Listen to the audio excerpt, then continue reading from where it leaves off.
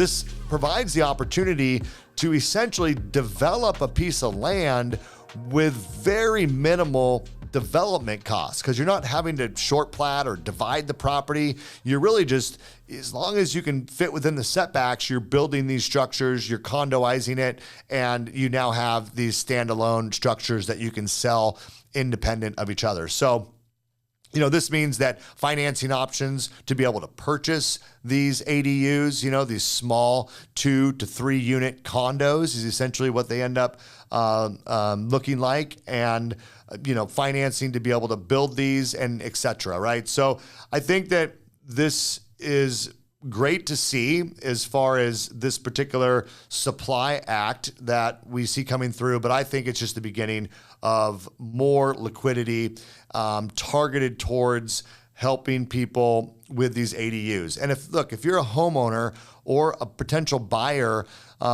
this is something to be thinking about when you look at a property.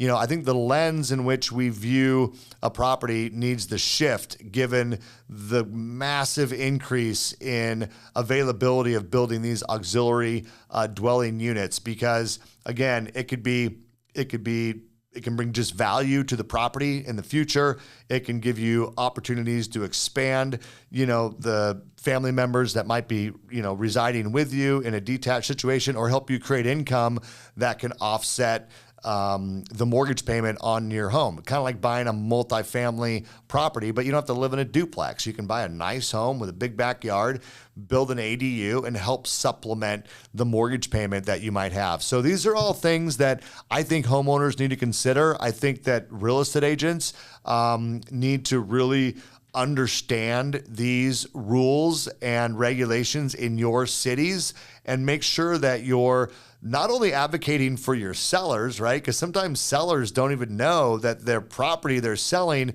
has this potential. So it's important for real estate agents to know what are the opportunities if you primarily focus on listing properties, like advising your clients on the highest and best use of that property, but also on the other side, when you're working with buyers, helping them understand this property versus this property. If this one would allow for an ADU and this one doesn't, that might be a big decision factor if we're looking at similarly priced homes, but one literally has the ability to build another house on it and this one doesn't.